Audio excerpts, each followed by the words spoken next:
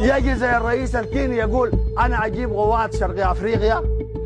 يا الرئيس الكيني قوات شرق أفريقيا خليها في محلها.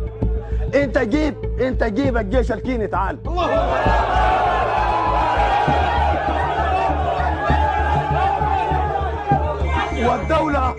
والدولة الدعماك والدعم كل المرتزقة الزينة الدعماك بالقرش مشتريات بالقرش هي ذات تجيب جيشها.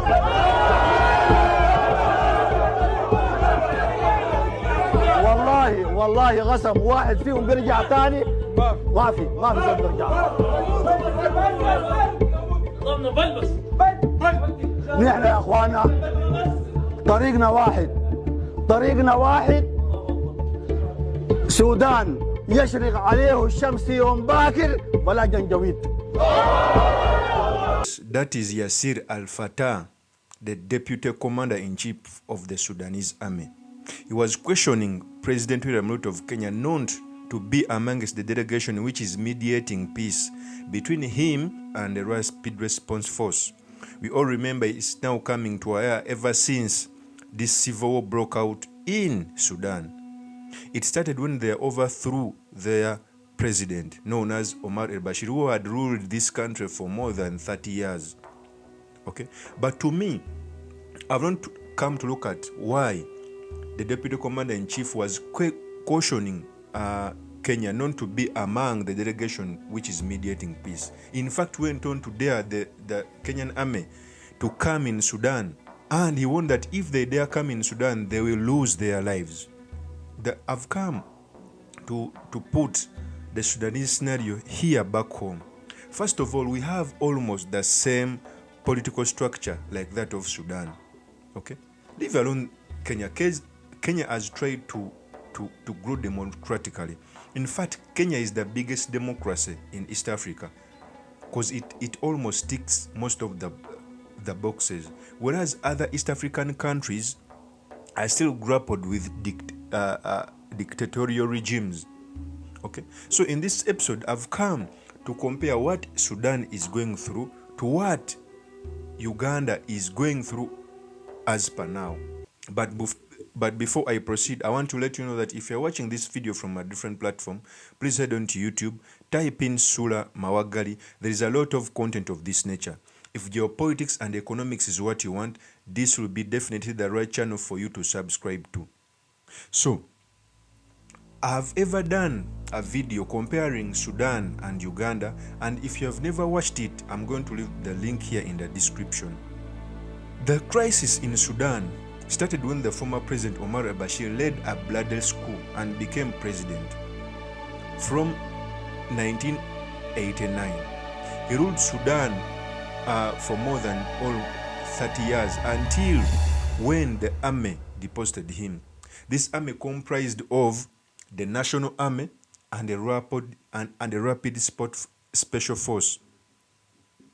The Rapid Special Force was built by Sudan to fight his wars in Darfur, because you all remember even Darfur wanted to break away from the larger Sudan. So Omar al-Bashir created this Rapid Support Force, an outfit which was built from the army so that it can fight the wars, so that it can subjugate the people in Darfur. And I think the same strategy is being deployed here in Uganda. We all know Uganda has a national army, but it also has the SFC, the Special Force Command, which by the way has never been created by an act of parliament, because any force must be created an act of parliament. I've said this several in very many videos, and to my surprise, it even scares me to say this, that we are being blindfolded to entering a cave which is invested with lions, leopards, and snakes. And very many people here in Uganda, both the learned, okay, very many people who can, by the way, do their contribution in our body politic, are keeping quiet as we head to this cave. Why am I saying this? General Yoweri Museveni, for me, I know it will come a day when General Museveni is not president, because I don't see him being president for the next 30 years or 25 years. That is the truth. It will reach a day when he's not president. Maybe he would have died. Maybe he would have retired. Maybe he would have gone away by natural causes. But it will reach a day like it is today when General Museveni is out of power. But since we failed to build structures as a country, the same things which are happening in Sudan, they are going to happen here, where the army will be fighting on who will take over power because we failed to build structures. Okay? This has happened in all regimes which have been ruled by military men. Okay? The good thing, we have a strong man who is able to subjugate the army. But the day General Museveni will go, you will know as to why I support people like Kizza Besigye, like people like Mugisha Muntu, people like Bobi Wine, who have come out to see how we can build structures for our country, Uganda. I know the sitting president also has a right to engage in how we should transit from him, but he has not put it into consideration, which is a very bad thing. The biggest problem of Uganda has always been transition, and by the look of things, we are not even near to achieving that. What is happening in Sudan, the two factions, the Rapid Support Force, combined forces with the National Army to oust their leader. After ousting their leader, they were mandated to form the government of national unity, which will lead them to peaceful elections. But this failed. Now they are fighting each other. Okay? This is going to happen in Uganda. And I pray that you'll be alive. Keep this video. The internet does not forget. We shall be here contemplating on what I said. Okay? So it is not news that the Sudanese army is fighting, and it is warning neighbors not to be among the delegation which is mediating peace.